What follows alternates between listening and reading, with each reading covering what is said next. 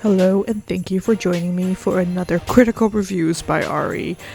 I am wearing a sweater that is super warm and cozy, and I'm ready for the winter season. Not really, because Canada is super cold, but you know. These are really dramatic this time because I have a few 1-star reviews, but they're called Honest Ari games for a reason, so I'm going to be completely honest with my thoughts. You might disagree with them, and you are totally fine with disagreeing with them. I would like to know your thoughts anyways. So, let's get started with my 6 reviews. So the first game is Detective Pikachu, but plot twist, it's the one on the DS/3DS. The price, I don't really know, because you have to buy it used, I guess. I don't think there's any new copies left since it's an old game. I found it on eBay for $60, but secretly you can just find an emulator online and get it that way. Shh, nobody said anything, I didn't say that. It's 13.5 hours long. Detective Pikachu is an adventure game in which players control Tim Goodman as he works together with Detective Pikachu to solve various mysteries. This is accomplished by walking around scenes, finding potential clues, and speaking with people and Pokémon to uncover new information. 2 months before the events of the game, Detective Harry Goodman and his partner Pikachu are injured in a car accident while investigating a case. Shortly afterwards, Harry disappears and Pikachu loses his ability to use moves and suffers from amnesia. Team Goodman arrives in Rhyme City set to discover his father's whereabouts. The pros for the games for me is that it's super cute Pokemon. You get to know more about how they behave and interact in the real world, which is what I've always wanted in a Pokemon game. It's easy and casual gameplay that requires a little bit of thinking but not much. It's interesting plot and development, contrast to most of the other games in the Pokemon series that have completely no plot or plot that you're not even supposed to be a part of. It's super weird that there's no plot in these games, but they also don't try really hard to make it as great as it possibly could be. Another thing that I liked is that it was really funny. So good plot, really funny, and I really like the cutscenes. They're fully voice acted as well. That was really cool. The cons is that it's older graphics, so it's an older game in the DS. Some people might not think it looks old, but some people might think it is. I think it was perfectly fine for me. It might be too easy for some people. I think it's mainly for kids, so you might think, yeah, this stuff is super obvious. I play it for the plot. I think it's super cute, so that didn't bother me at all. So my final score is a 10 out of 10. Yes, a perfect score. I liked it a lot, and I finished it to completion. Can't abandon your partner! Ah! Just look at all these bird Pokemon. What do you think, Tim? Watch where you're going. If you tell us what you know, you can have this. The next one is called Pan Pan. The platforms are Nintendo Switch, Android, Steam, Linux, and Mac. It's $25.99 Canadian, but it's usually on sale. I think I got it for like $1. It's 2 hours of gameplay, making it $13 an hour if you play full price. As you have seen from my previous videos, that's super high for a game. Pan Pan invites you to explore a world of lush with color and punctuated by the tranquil sounds of a melodic soundtrack. Welcome to the world of Pan Pan. Set against the backdrop of soothing ambient sounds crafted by renowned sound composer Simon Viklund, Pan Pan is an open-plane adventure that expands an environmental narrative storytelling with puzzle-solving and exploration elements to its core. Your task is to fix your downed spaceship and begin its pilgrimage home. In a world littered with world-shifting riddles and sprinkled with memorable characters, how will you solve these riddles is firmly in your hands. Pros: it's really cute and simple graphics with a nice main protagonist. I think they're super cute. The soundtrack is very loving and soothing. The cons is that it was way too complicated puzzles. Like, I don't know, maybe I'm just dumb, but like they were way too complicated. I ended up having to like Google or YouTube the results and just follow that precisely. Like, it wasn't intuitive. You had to like travel the whole map just to see where the next phase was. The second is that it's a super quick game that's not really worth the price point. Like $25.99 is crazy for a 2-hour game. The third is that it's a non-existent plot and there's no plot, not altogether. No one talks in the game, so you're just kind of making noises. There's no plot. So my final score was really low. It was 1 out of 10, and I finished it, but with help. Like, I literally had to Google every single puzzle.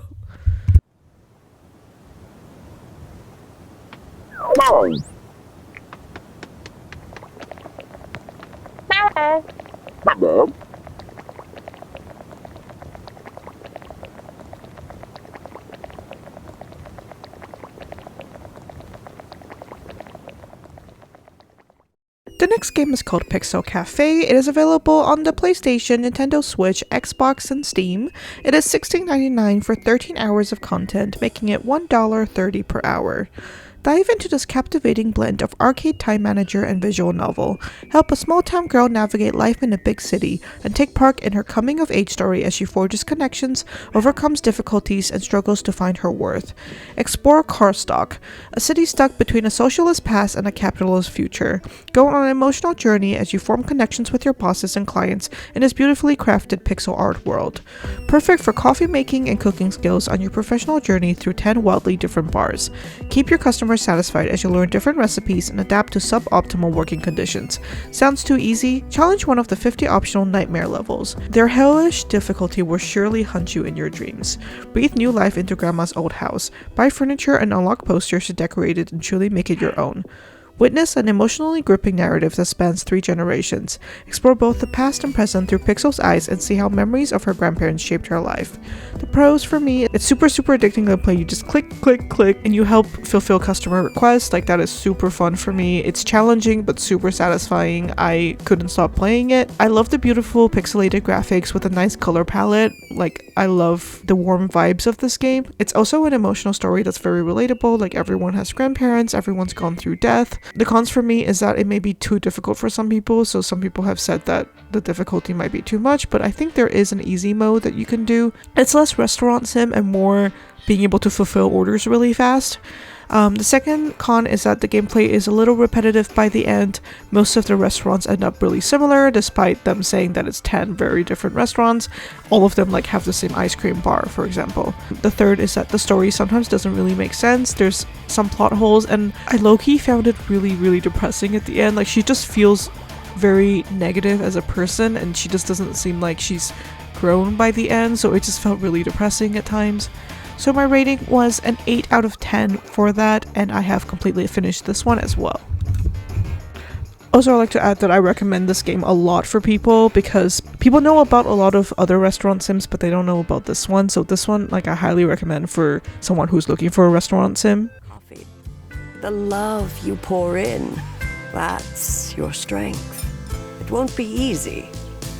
There will be times when you question yourself, when your dreams seem unreachable. The next game is Rusty's Retirement. The platforms are PC and Mac. It's $8.99 for 67 hours of content, though I did play the game for 256 hours. It's 67 hours, but it's an idle game, so you're not actually actively doing stuff for 67 hours, which at the end it makes it 13 cents per hour of content. And it's an idle farming simulator designed to sit at the bottom of your screen, allowing you to work on other tasks while caring for your farm. Plant crops and watch Rusty get to work as he waters, nurtures, and harvests. Unlock new crops as you progress, from crispy carrot to ripe tomatoes. Use crops to produce clean and energy-efficient biofuel, a vital robot power source. Sell biofuel to other machine inhabitants and reinvest the money to expand your farm. Employ a team of cute little robots to assist with planting, watering, and harvesting. Customize and upgrade your helpers to increase efficiency. Rusty's Retirement is built to sit comfortably at the bottom of your screen, allowing you to do other tasks while caring for your farm. Zoom in and out for less distracting views, or alternatively turn on focus mode, which slows down crop production. You can also create a new vertical farm that sits comfortably at the side of your screen. There's also Twitch integration available. Streamers and viewers can build a farm together. Viewers can control what task their robots should focus on through command channels like plant, water, and harvest. The pros for me is that you can play as much as you want and make it as idle as you want. So you can play it full time, you can play it while doing other stuff.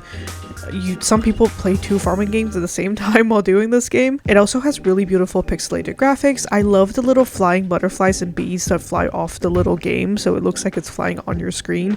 They're super small pixels and it's so cute. You can play for endless hours and still feel super satisfied. There's a cherry blossom theme that is my obsession. It's so pretty. There's also a river theme where there's a lot of water for watering cans, and it's also really pretty. The cons is that there's this one robot that you unlock at the end of the game. She just like prances around and like she just plants random plants and you can't get rid of her, and you know, she's really happy, but it really pisses me off. So that's a con. So don't unlock her. And then the next is that it can be repetitive for some people. So when I looked at negative reviews on Steam, some people said that it's a bit too repetitive for them, but I feel like that's what it is an idle game. So my rating was a 10 out of 10, and of course I finished this game at 256 hours. Another thing that I wanted to add is that I made a video that is completely games that are just like Rusty's Retirement because it was my obsession, and I think a lot of people were super into it. So now they're making a lot of games like that sit at the bottom of your screen, and I think that's absolutely wonderful. So go check out that video as well.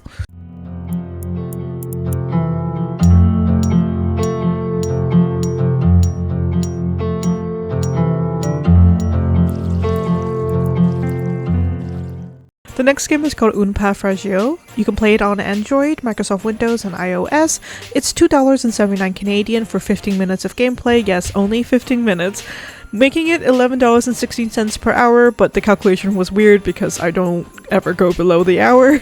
So you follow the journey of Camille, a frog who dreams of becoming a ballet dancer. Un Pas Fragile is a short interactive experience. This narrative game is designed for all ages, with no text, and features slices of life chaining in an unexpected way. The pros is that it's a simple point-and-click game, so easy to understand, there's no difficulty to it. The art style and music is really nice. I like the sound effects and all the little details in the game that you notice if you play it again. The third thing is that little things you can do in the game can change the plot, so I played it twice and I changed the plot just by pressing something different. The cons is that it's really short, it can definitely be longer. They are clearly very good at making games, so I feel like they could have just made the plot longer to make it a more amazing experience. So my final rating was an 8 out of 10.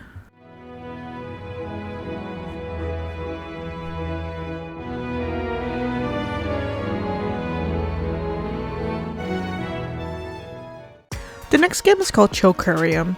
It's available on Windows and Mac. It's $7.79 for 53.5 hours of content, but this is another idle game, so it's not a full 53.5 hours, making it a total of 15 cents per hour. It's a relaxing idle game where you buy fish and raise them in real time, then sell them to turn a profit, or keep them around to earn money through ticket sales. Unlock rare fish through booster packs. Create a feeding frenzy to grow your fish. Complete your collection of 156 unique fish and unlock rare and ultra rare color variants for each one. Customize your aquarium and relax with your fish through real-life daytime cycles. The pros is it's fun to watch your little fish swim across the screen.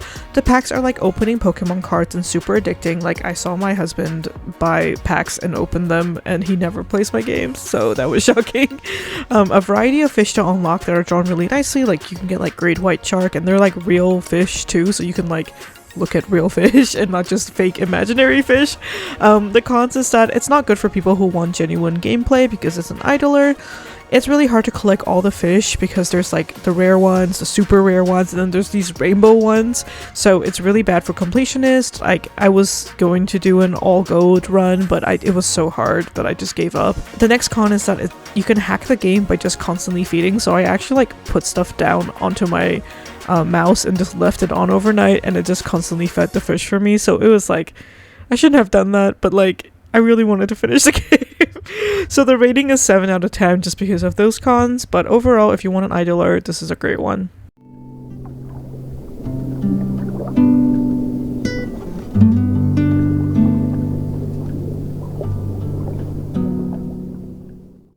Thank you for watching. Thank you for taking your time to sit with me and listen to my rants. I am going to do a tier list at the end of the year, and I'm excited about that because I've never done one before, but I think it'll be fun. So as always, thank you and have a great day. Like, comment, and subscribe.